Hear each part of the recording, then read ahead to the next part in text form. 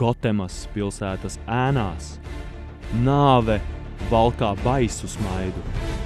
Cilvēki zina, kurš tiem var palīdzēt, jo tikai viņš spēj pretoties naktī. Tumšais bruņinieks, izmantojot savu spēku, īpašās gravitācijas spējas un moderno tehnoloģiju viltības, ir gatavs uzveikt ļaunos spēkus.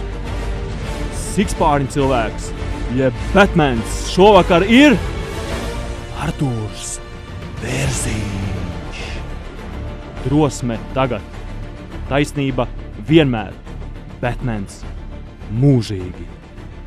Arī Norčapings Delfīni mūžīgi atcerēsies maču pret Ventspili, kurā Artūrs Bērziņš 33 minūtēs ielidināja 27 punktus, saspārnoja 9 atlikušās bumbas un uzplivināja liederības koeficientu plus 35, pelnīti kļūstot par izaicinājumu kausa nedēļas spēlētāju.